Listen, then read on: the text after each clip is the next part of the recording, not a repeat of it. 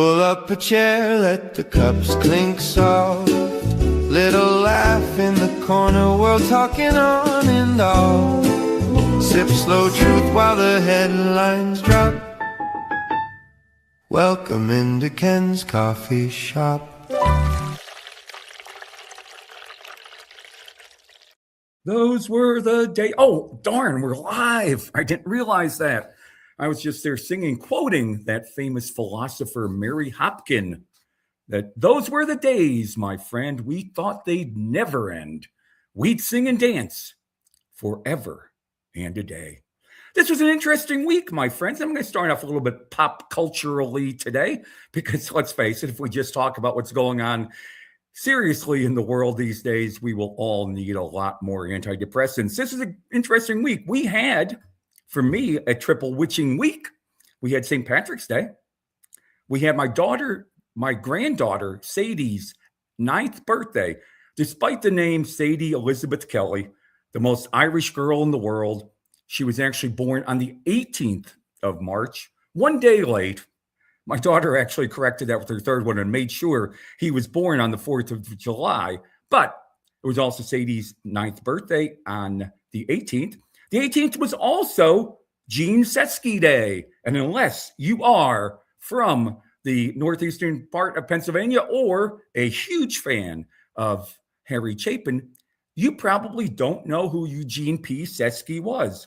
And Gene Sesky was actually a forgotten hero in this world. And I hope people remember him as that. He was immortalized by Harry Chapin's song, 30,000 Pounds of Bananas.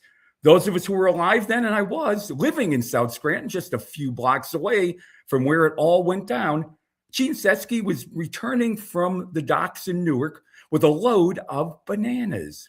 And this was before the days of the interstate system coming into Scranton. So he's coming down that old route down the Music Street Hill and all that kind of stuff. And unfortunately, his brakes failed. And he may have hit speeds exceeding 100 miles an hour. He realized that he didn't have much of a chance at that point. He did his best to warn people to get out of his way, even stepping out on the running board of his truck at one point to get people away, and probably actually steered his truck into trees and automobiles that were parked along the side of the road to prevent, of course, running through an intersection and causing more havoc. Sesky lost his life that day, but we should remember him as a hero because he did pretty certainly steer his truck out of danger. So he was the only one who was injured in that.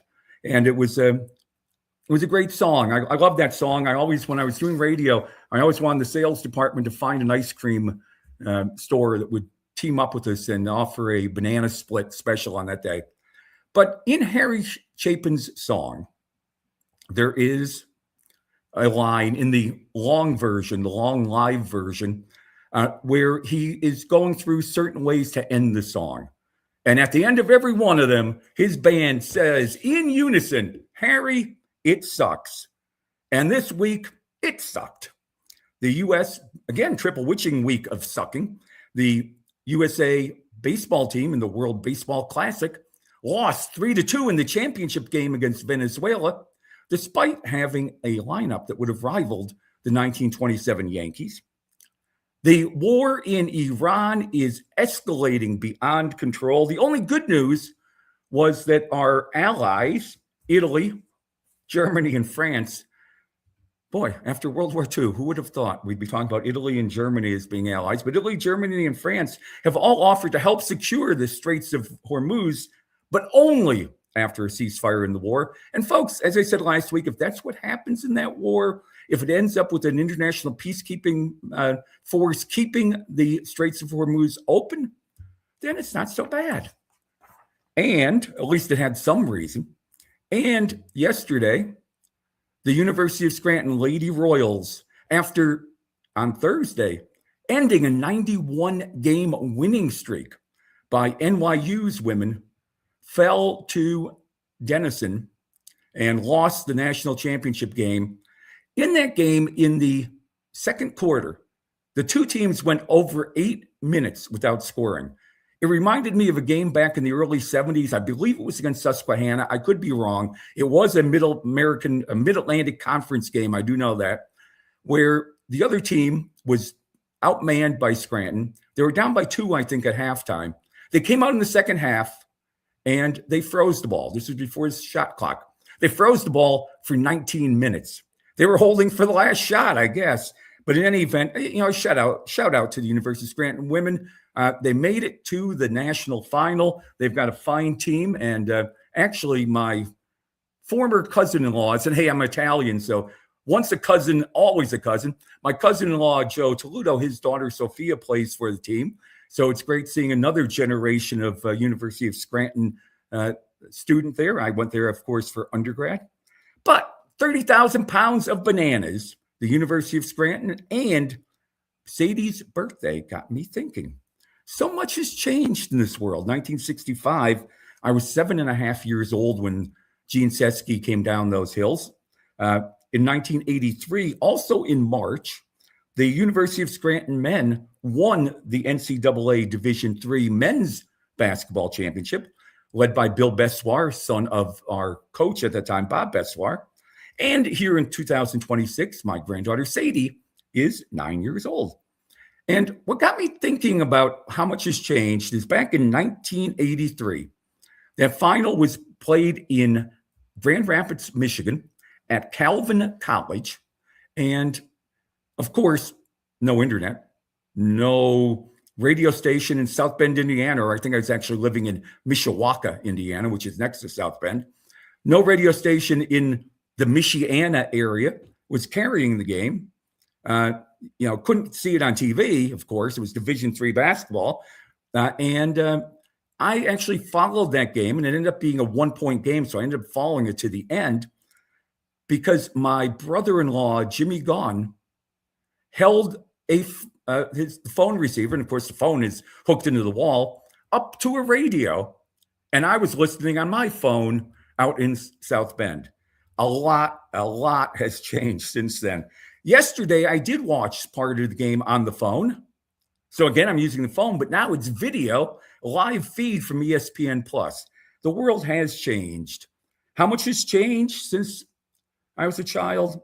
And then when my children were young, and now when my grandchildren are getting older? Well, a lot. I was thinking of the microwave. Because people always ask me, hey, what was the greatest invention of your lifetime? And I say, oh, it's the microwave, of course. But the first time I ever heard of a microwave was back in probably around 1965, 1966 at the Pasta House in South Scranton, down there in the flats. And my sister ordered lasagna. And the waitress came back and said the radar range wasn't working. And Barb, who was always a bit of a geek, said, oh, I didn't know you were tracking it. I thought you were just cooking it. I bought my first microwave in 1983 with my bonus from the law firm I was working for. And now today, heck, they're ubiquitous. They're everywhere. TV, big change. You've heard this many times, but back when I was young, we got 3 channels, 22, 16, 28. CBS, ABC, NBC. Of course, we only got 1 in my household because the ribbon was down from our antenna during my entire life there, and we could only really get channel 22. Occasionally, with a little bit of snow, you might get one of the other channels. Then by 1983, TVs were still huge, but we were getting a few more channels. And now, of course, not only, but actually, in both of those times, I still had to get up, walk across the floor, and turn the dial if I wanted to change the channel. These days, TVs are light, they're thin, and you can control them with your phone. In case you lose the remote, just use your phone. Back when I was young, TV signed off at 1 or 2 a.m. They played the national anthem every night as they were signing off. Eventually, they went to 24 hours. And now, not only are they 24 hours, but you can stream anything you want on demand. Phones, when I was young, they're on a wall. When my children were young, we had cordless phones. I mean, they were still landlines, but they were cordless, so you didn't have to limit yourself to the length of the cord on the receiver. And now, of course, kids have smartphones. And I wonder if kids today understand the reason why we say we end a call by hanging up, because they're not hanging anything up. They're just pressing a button. Thinking about how on demand has changed. When I was young, on demand meant you walked across the room or you went to a movie. That's how something was on demand for you. I got my first VCR around 1983. On demand was walking to the video store or driving to it. And I remember our video store in Mishawaka, the X-rated films were in the back in a separate room. You had to be 18 or 21 to enter. I don't remember. I remember once we were doing a bachelor party for one of the guys at the law firm, and we thought we'd try to get something really bad for the bachelor party. And we went in and we asked if they had any videos of sex with animals. These are two guys dressed in suits, looking like the FBI probably. We're both young lawyers. And of course, the clerk said, "Oh, we don't carry those." Now, on demand means you can watch anything, anytime, 24 hours a day. If we wanted to make copies way back when, we had something called a mimeograph machine. God, the smell of those mimeograph pages were always great. You could get high on freshly minted mimeograph. Then by the mid 80s, we had the industrial type of photocopiers. And of course, now today, just about every home has a copier. Clocks. How many kids today can read a clock that's analog? We went from analog clocks to digital and analog. So now it's almost impossible to find anywhere that has an analog clock because young children can't understand it. Traveling. Back then, you got in a car, you drove, you faced traffic jams, and you complained about the price of gas. Oh, wait, that one hasn't changed. We're still there. I was thinking of food delivery, and when I was young, food delivery meant one of us walked down to Coney Island and picked up the hot dogs. By the time my kids were young, we did have one company that delivered everywhere. And I know in big cities, I think they had delivery for a while, but for most of the people, and definitely in northeastern Pennsylvania, if you wanted food delivery, you had one choice: Domino's Pizza. I'm convinced that's the only reason why that crap ever became popular, was because it was the first thing you could call up and you could order.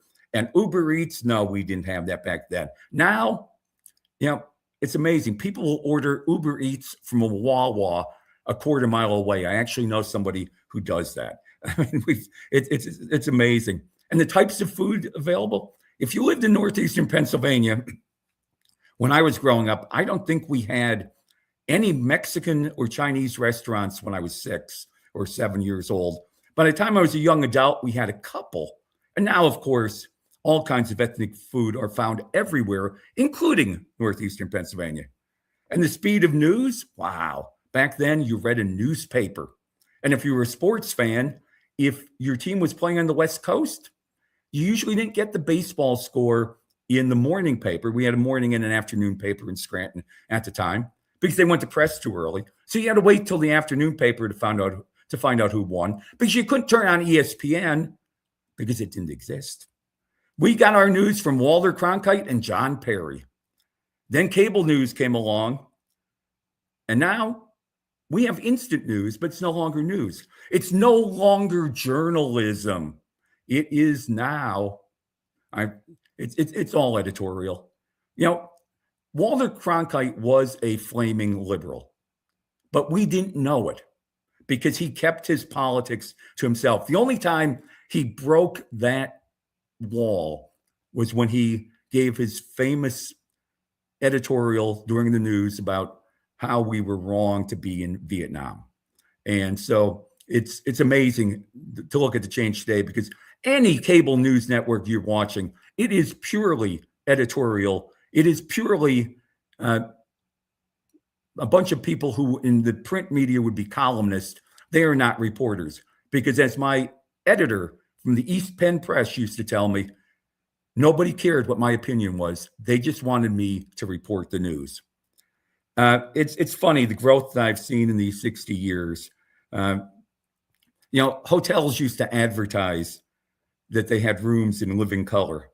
And the television would tell you before a show started, it's being presented in living color, the NBC Peacock, because not every show was in color. And motels would advertise if they had air conditioning and color TV.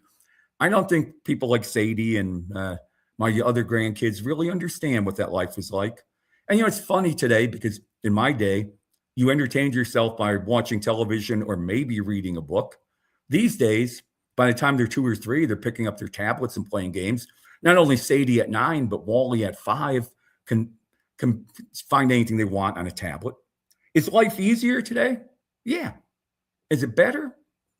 I'm not sure, because I think we've isolated ourselves far more than in the past. Remember how it used to be if you wanted to send an instant message? You knocked on your neighbor's door and you talked to them. Now, people will text one another even though they're in the same house. They will text from upstairs to downstairs. I can remember one Christmas, I was texting my daughter across the room. So I'm not sure it got any better at all. I wanted to talk about something serious today. And we talked about the SAVE Act a couple of weeks ago and brought up the fact that it would only end up being passed if the Republicans were willing to give up the filibuster. Or I like to call it the Philly buster, because I'm a Dallas Cowboys fan and there's nobody better at busting Philadelphia than the Dallas Cowboys. But the filibuster, of course, has been around in the Senate for a long time. You will not find it anywhere in the Constitution. People talk incorrectly about, well, this needs 60 votes to pass.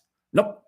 There are some things that need supermajorities, usually 2/3, and those would be things like veto overrides and constitutional amendments and things like that. But there is no requirement for normal legislation to have 60 votes. There's a rule in the Senate that says if the other side wants to keep debate going, it takes 60 votes to invoke what they call cloture, which is the end of debate. It used to be 67. They reduced it down to 60 a couple decades ago. And it used to be with the filibuster that it happened infrequently. And in the good old days, you had to stand on the floor of the Senate and you had to keep talking. Today we have the virtual filibuster, whereas you put a hold on legislation and then somebody has to pass a cloture motion to get the thing to move forward that requires 60 votes. Back then, you actually had to stand there and talk. People would bring in cots so they could nap on the floor of the Senate so they could keep the debate going. They'd be the only one there. People were well known for reading the phone book. And Sadie, if you're watching this, the phone book was actually something we had back then where you had to actually go to a book and go through it to find somebody's phone number. You couldn't look it up in Google or anything else. But people would read recipes and such. The most famous filibuster was the one against the Civil Rights Act, and that took a long time to pass. But there was a time when very few pieces of legislation were subject to a filibuster. Because there was also a time when we could actually get 60 votes for legislation. There used to be something we called the Gang of 16, and they were 16 moderate senators, the 2 ladies from Maine, Senator Joseph Biden, Senator Arlen Specter, and 12 others who were the moderate senators who would often come together to compromise and pass legislation. And it made it much easier because you could count on 8 votes from the other side. Now, people wanted to lynch Senator Fetterman last week because he voted to allow the entire Senate to act upon the nomination of the new head of Homeland Security. And people were, on the Democratic side, calling him traitor, calling him a lot of worse things, pointing out his stroke and other stuff. But nobody bothered to mention the only reason why his vote mattered and what ended up being a 1-vote victory in the committee to pass it out to the full Senate. It only mattered because Senator Rand Paul did the same thing for the Republicans. He voted against it. He went against party interests because there was a time when senators actually voted against the party line, especially those in the moderate wing. And it's unfortunate, but Senator Collins, the only remaining one of the 2 ladies from Maine, faces a very tough fight, and she may lose her seat in Maine. There are very few moderates around him, or very few senators who are willing to cross party lines because they can't win a primary anymore. And Fetterman is not running when his seat's up in 2 years, but he would never win the Democratic primary again. And it's amazing when a sitting senator can't win his own state's primary. But we have the filibuster, and it requires 60 votes to get legislation passed. And these days, anything other than financial tax revenue type things that can go through what they call revenue reconciliation, which only requires a majority vote and is not subject to a filibuster, or court nominations, which first they were carved out for everything but the Supreme Court by the Democrats. And then the Republicans said, okay, we won't use the filibuster anymore either for the Supreme Court. Other than those cases, just about everything requires 60 votes to pass. That's why we don't see a lot of legislation passing. Things other than financial revenue type legislation. It's why we could never resolve the issue of immigration reform. And it's what's holding up the SAVE Act. And good thing, because, if we still had the Gang of 16, they would be negotiating and coming up with a version of the SAVE Act, which actually represented the will of the majority of the American people, who overwhelmingly believe that we should have to show photo ID to vote. It'd be pretty simple. But we play those games, as I talked about a few weeks ago, where the Republicans want to make it just about impossible for people who don't have their birth certificate handy or their passport to register to vote. And Democrats don't like the idea of voter registration because despite them claiming, and I've seen a couple of these memes this week, that there's only like 15 cases of voter fraud in the last 40 years. Yeah, the ones that got caught. But other than that, the American people overwhelmingly, including a majority of Democrats, are saying, let's be like the rest of the world and require photo ID. Why the heck can't they get together and do that? Now, there is a growing sentiment among certain members of Congress that the filibuster should be scrapped. And I think in part, the Republicans realize when the Democrats take over again, they're likely to scrap it because they've been talking about it for some time. Senator Cornyn of Texas, who is in that tough fight now, a runoff for his seat with a fellow Republican for the nomination, at least, he is saying that the SAVE Act means more than the filibuster. I'm not sure I agree. I mean, the thing I love about the filibuster is it's the reason why we don't have the passage of Obamacare, the repeal of Obamacare, the repassage of Obamacare, the repeal of Obamacare every single time the majority changes, because they can't get 60 votes in the Senate at this point for any change to it. And there's some other things where if we ever repeal the filibuster, we're going to have ping pong in our legislation, because the House will pass with a simple majority. The Senate will pass with a simple majority. So if you control both houses and the presidency, we're going to keep flip-flopping on things like right to life and flip-flopping on things like immigration and voting rights and a bunch of other stuff that now at least we have some certainty. And in the past, we had certainty because you had to get that core 16 moderate votes to agree on something. And it would be great to get back to that, because as things go on, we are getting so terrible in the way that we do politics in this country. I saw a few memes this week, which really I've been seeing for 10 years, that would celebrate the death of Donald Trump. Okay, it wasn't a meme, but I made a comment that fell into that category because there's legislation. Now, not legislation. There is an approval, I guess, of whatever commission it is that has to approve the minting of coinage to mint a gold coin with Trump's image for the 250th birthday of our country, which will be July 2nd of this coming year, not July 4th, folks. July 2nd. We'll talk about that one in July. But John Adams agrees with me that it was July 2nd. And I talked to John a lot when I was young. But they want to put Trump's picture on a coin, despite there being legislation that says the coin cannot have any living person on it. But okay, Trump is a bit egotistical. And so there's this proposal to put his likeness on a gold coin.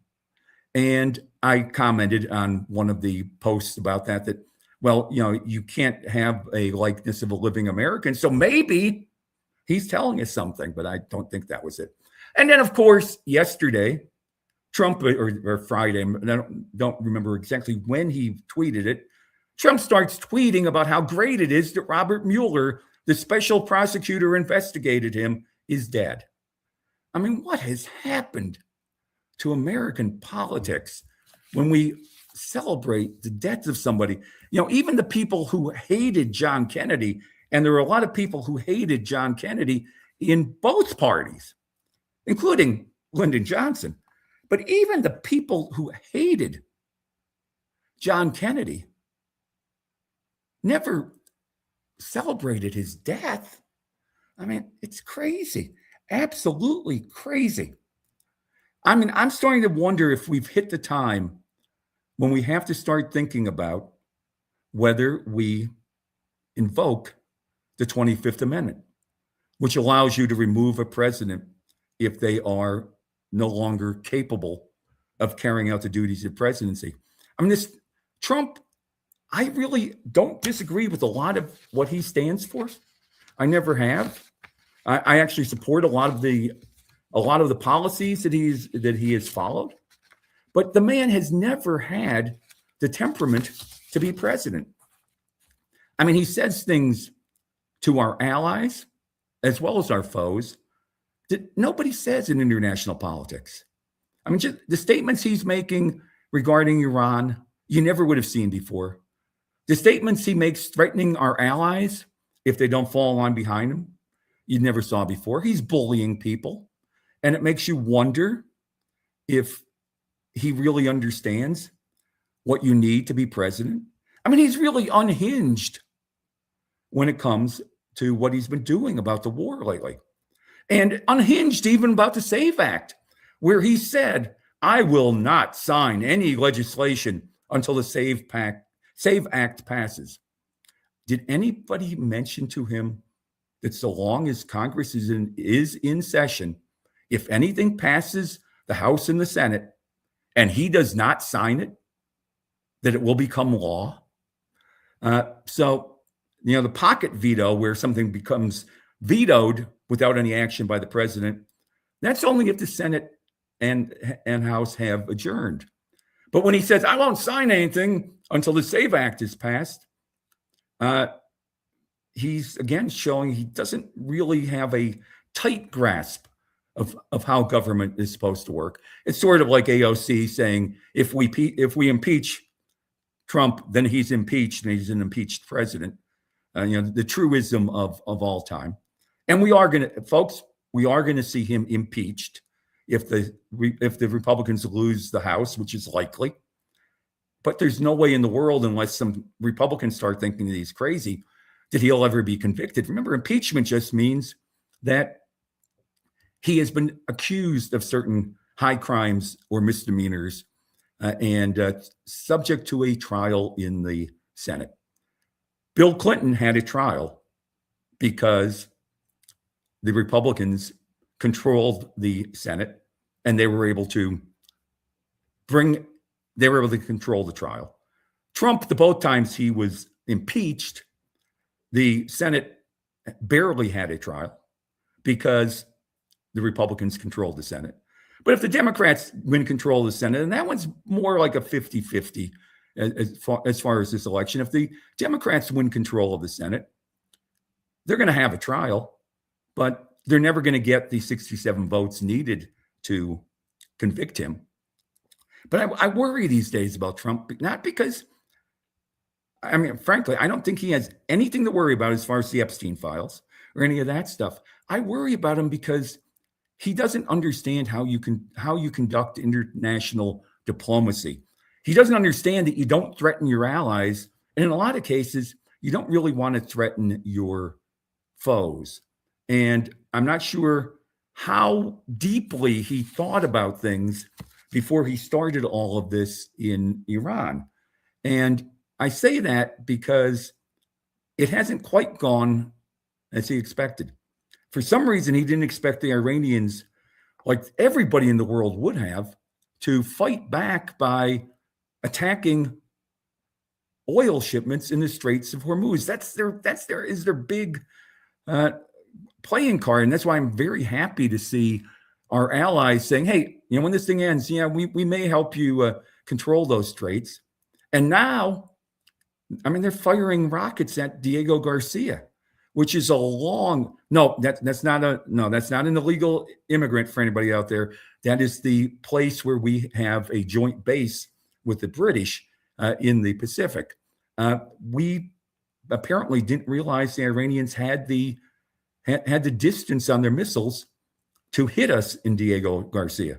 And they've got the range on their missiles to hit Europe, although why would they want to bring other European powers into play? Because if they were to attack Europe directly, NATO would require the allies to come to the defense of the country that was being attacked. It would basically require them to do what Trump had asked them to do and join us in the war against Iran.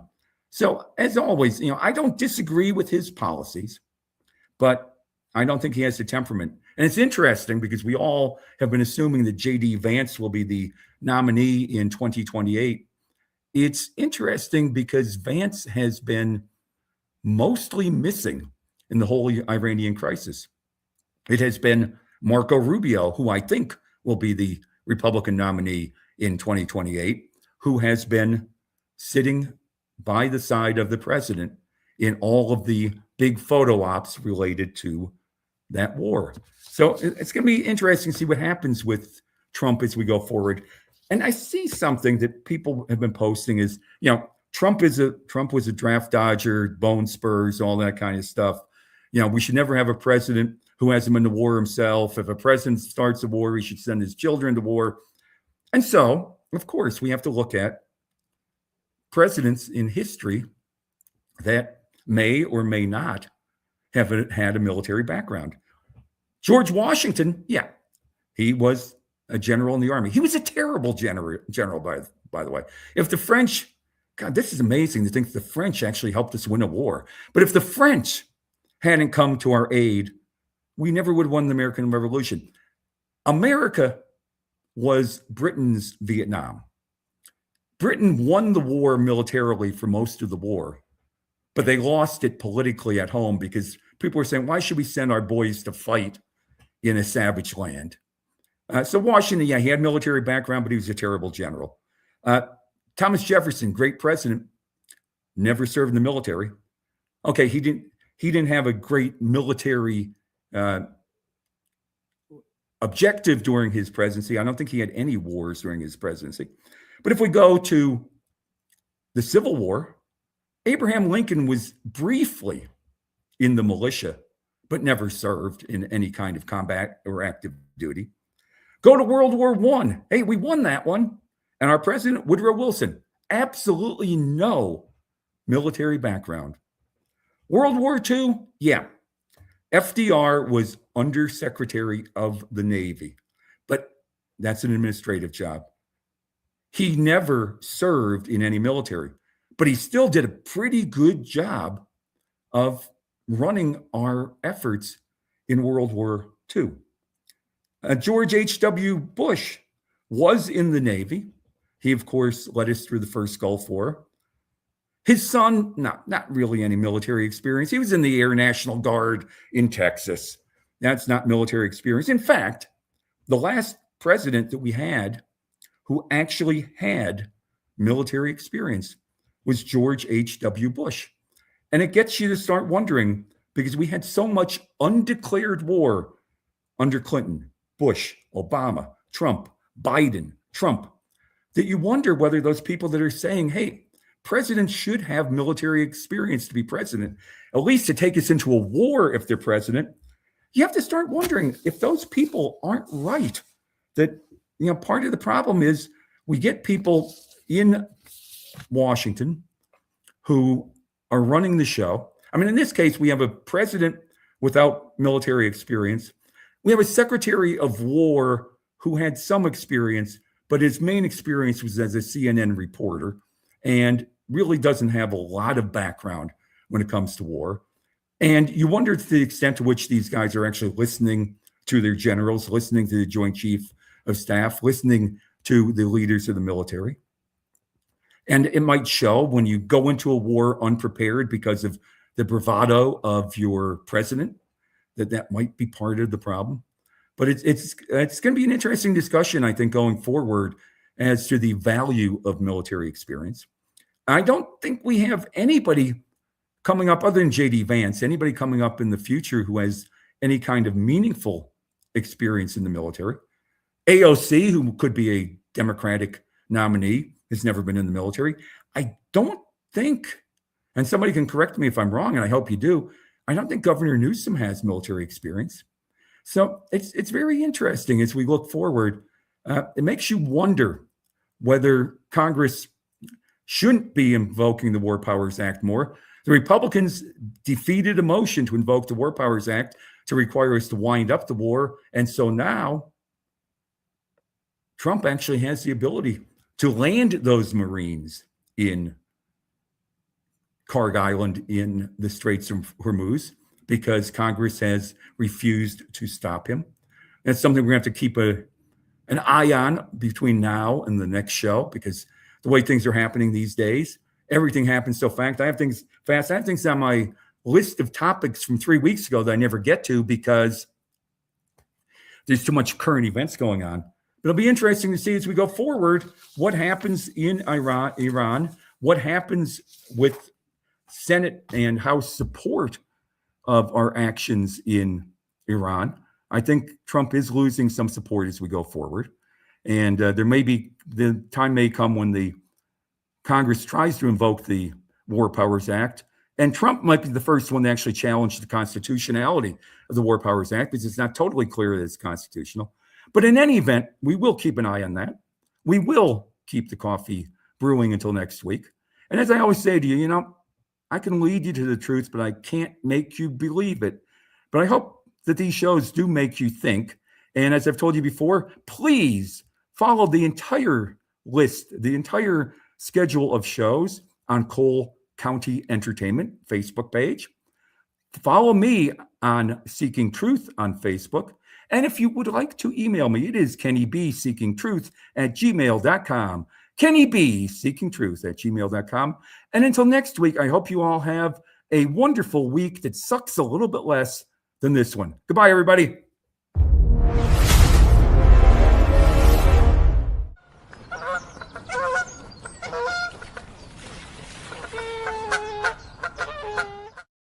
Pull up a chair, let the cups clink soft. Little laugh in the corner, world talking on and off.